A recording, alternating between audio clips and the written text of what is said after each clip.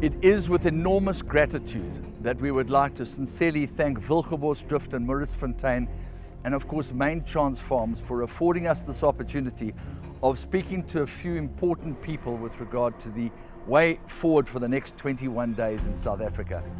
We're going to speak to Adrian Todd, who is the man that has helped pave the way for South African horses to perform on the international stage by rewriting a new protocol, by inviting the rest of the world to come and inspect our facilities. But we have a far bigger task at hand at the moment, and that namely is the next 21 days. We're going to speak to former champion trainer Michael de Kock. We're going to speak to champion trainer Tarry, former champion trainer Geoff Woodruff, Michael Azzie, who's been in the game a lifetime, a young man like Callan Murray, who's got a good head on his shoulders and is willing to help if he's allowed to. Basically to find out just exactly how South African horse racing is going to handle the next 21 days of uncertainty with responsibility, with dignity, and hopefully with a lot of pride. Our organisation is lucky enough, fortuitously just the way it worked out, we have on staff a number of epidemiologists, virologists and disease experts.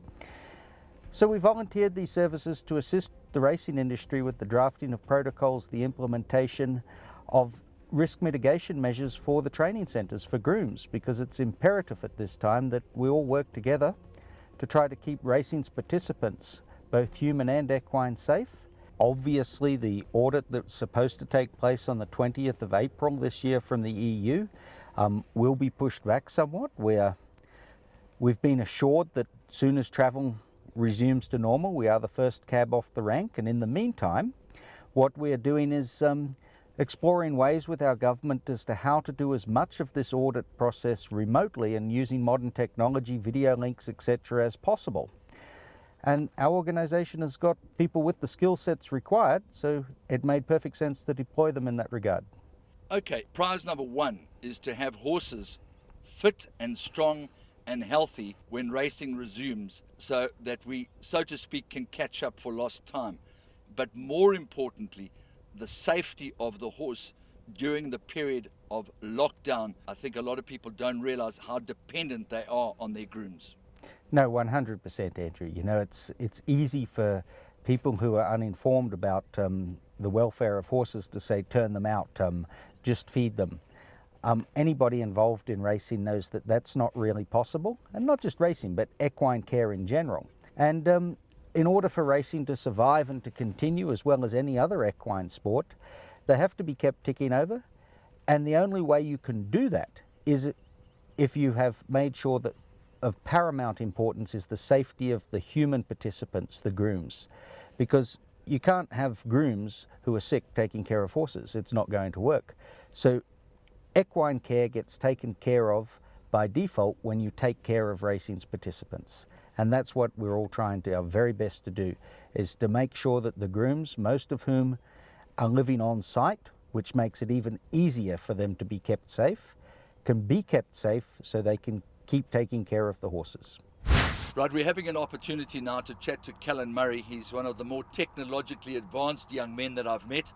First of all, thank you very much indeed for the time, the opportunity to chat to you about these testing 21 days that lie ahead. A situation which is even more exacerbated than the majority of us, where you have to look after your parents, and it's a terrible catch-22 situation, getting to work or not getting to work. Yeah, look, I think obviously this pandemic goes a lot further than racing, and it obviously comes down to people's lives. So we have to adhere to the government regulations because they're in place for very good reasons. So as much as I'd love to be working here every day, I'm just really sitting in hope that the possibility can arise that I can do so. I've made myself available that I can come here without putting my family at risk. However, I do live quite far from here, so I mean obviously horses play a big role in my life. 21 days without them is going to be difficult, and I'm hoping that I'm able to help and also do so without putting anyone in harm. When racing comes back, we're going to be racing off the bat to, you know, try and not necessarily catch up, but we need to get things rolling again, and it's a question of keeping horses fit. And you know, I've also had the opportunity to have Mr. de Kock, who's been very loyal to me, and I think in these tough times it would be important for me to try and help the yard as much as I can, and I'd love to do that, so fingers crossed. We've taken every precaution that we can possibly take as far as our staff are concerned. We've bought masks for everyone in the stables. We have got hand sanitizers. We've given all the grooms soaps to wash their hands with on a regular basis. So we're doing everything that we can do as far as our staff are concerned. I have sat all my staff down and had a chat with them, and I explained the seriousness of the situation to them. And I said to them, chaps, you know, they've been sharing cool drinks and things like that with one another. And I said to them, guys, that has to stop. This is one serious task that we're faced with at the moment, and you need to keep your distance from one another. And I showed them certain things that they have to do when they cough, and I said, you have to stop touching hands with one another. They are with your horses 24/7. They're in the yard all day long. Without the groom, you don't have a business. These guys are underestimated. They are an integral part of the business. There are certain horses that when a groom goes away on leave, you'll notice his horse take a downward spiral. And when he gets back from leave, you'll see his horse pick up again. For one, that was Abashiri. When his groom went away on leave, for 2-3 days, he didn't touch his food. He was very, very attached to his groom. So I try not to change grooms from horses. I try to keep my grooms with their horses. So we've got to look after these guys, and this is a time where racing has survived tough times, and I'm pretty sure that we will come through this. Sanity will prevail, and I'm pretty sure that the people dealing with it, our state president Cyril Ramaphosa, he's a very intelligent man, and he understands that they are animals and their well-being is paramount. And obviously the guys that do take care of them on a daily basis will have to be accommodated, as well as the trainers that are responsible for them will have to be accommodated, and take care of the rest of the country at the same time as while we're taking care of our horses. There's been a great deal of mutual cooperation, I think, from pretty much all the stakeholders in the racing industry. We're very appreciative of what Adrian's done, but equally V. Moodley from the NHRA, a lot of people, and I must say the grooms themselves, I mean, they're very, very aware of the situation and the severity of it, and we're taking a lot of trouble with, you know, the social distancing thing. It's actually quite easy when you're on a horse because you can't be closer than about probably 3 or 4 meters away from anybody, but I think the whole thing is going down quite well. Rheinkiesfontein is pretty much locked down. No outsiders must come except for absolutely essential people, i.e. feed merchants, veterinarians, farriers, to a point. But I do believe that everybody's taking all the precautions possible and adhering to the guidelines. You know, we're bleeding millions as it is. If we can have our horses fit and ready to go, the instant we get the go-ahead that we are racing, well, so much the better. That's not going to happen if the horses are not worked correctly, and the routine work has got to go on. So we're pretty much behaving as normally as we possibly can, while practicing, obviously, government best practice regarding social distancing, etc. Andrew, you can plan when you've got the facts and when it's not a moving target. However, this is a moving target. We're relying on the staff to be here, which we feel they will be here. Horses have to be exercised, watered, fed, and yeah, they're going to need veterinary treatment too from time to time. So I think the animal welfare is paramount at this stage, and to what level we're going to keep it going, we'll learn after week 1, and you know, see if things do change, or learn after day 1. So to say that it's all waxed and it's all under control, yeah, we're positive thinkers and we like to think that everything's going to go on, and we're hoping to keep these horses at a certain level of fitness through this time. But as you say, it's unknown, there's uncertainty. Is it going to be 3 weeks? I don't think racing's going to be able to bear any longer than 3 weeks, just from a financial industry point of view. Yeah, so I'd like to spell it out for you, but I have to be a little tentative, as there are things that are fluid. You don't live very far away from Rheinkiesfontein, but are you comfortable that the documentation that you will carry will be sufficient to get you through any military roadblocks or any roadblocks that you encounter? Well, the I's and the T's need to be crossed and dotted today. However, it seems that it's all in place, and I'm happy with what we've seen. It ties up with what government was talking about on the news last night in terms of documentation and forms that need to be filled in. So it seems that everything's on track. The main reason I'm here is because we care for horses, and I think we all share that love. We wouldn't be in the game if we thought it was just about money. So would that be your primary target, to make sure that every horse keeps its routine and stays healthy for when racing does resume? Yes, 100%. And obviously, as you say, the welfare comes first. We would like to keep them on track and hope that nothing changes in terms of their eating pattern, work patterns, etc. But things do change. The financial rewards in this industry for 90% are non-existent. So I think the industry is driven by passion and the care for the animal.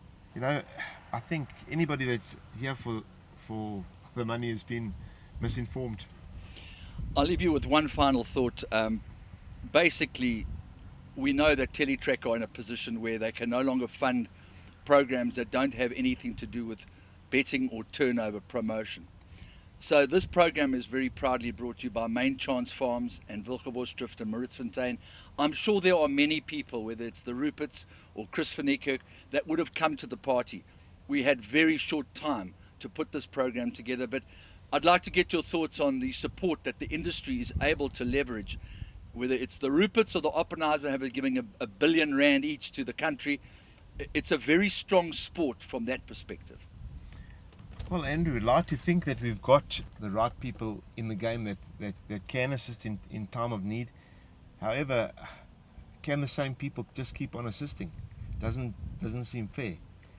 So, we just like to, as an industry, hope that we can support each other where we can, do what we can. Obviously, a big thanks to the sponsors of this show for putting their money down once again.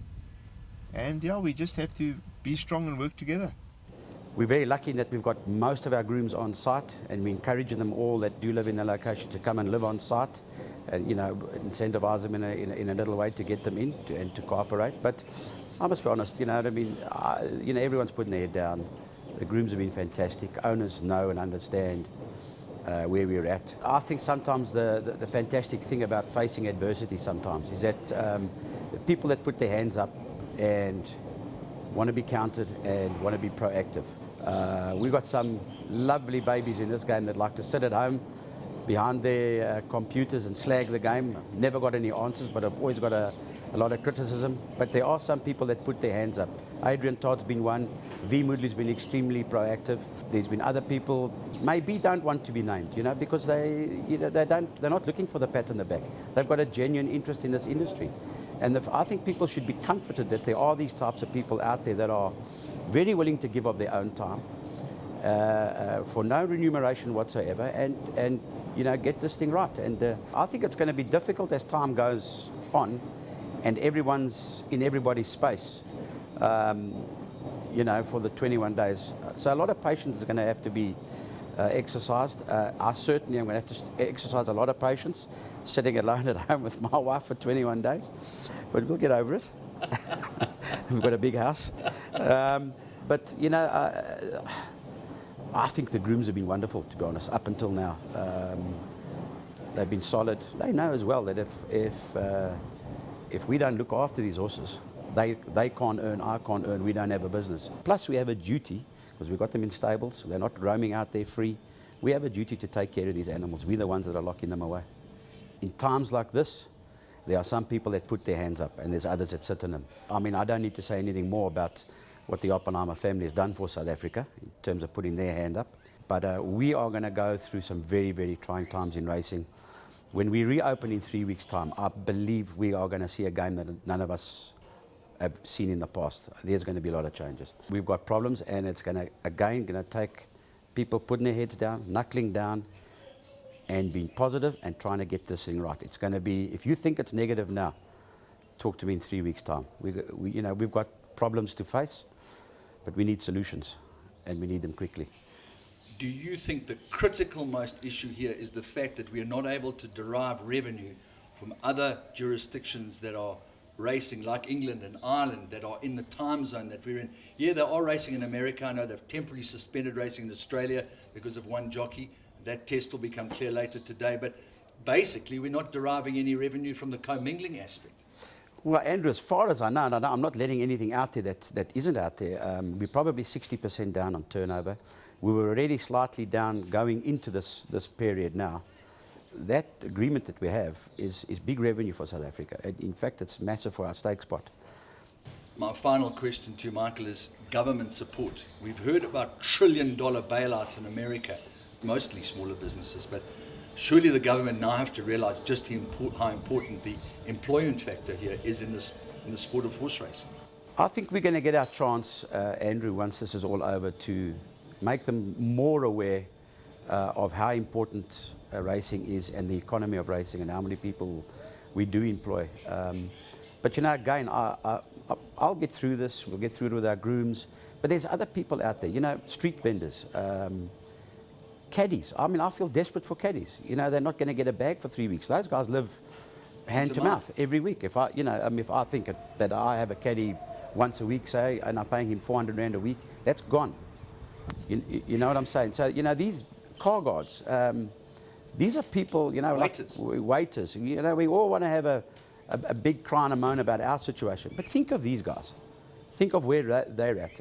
Our grooms are lucky in that they're actually going to be working. They do live on the premises, and we'll be paying them a full wage. Nothing's going to change. But we've also got some great people in the industry that own horses, that are understanding, and that will be paying their bills. And you know, for that we'll be thankful. But it's going to be trying again. Even small trainers, I feel desperate for them. You must realize a lot of our trainers, I think the biggest owners in the game are trainers, and a lot of small guys own a lot of their own horses. They've now got to carry this, you know, for the next 3 weeks. Thankfully, our government set up a fund that we can all ask for assistance with. But until that arrives, and if it does arrive, what do these poor people do? You know, it's a very tough one, and if one starts thinking of all the scenarios, you almost become suicidal.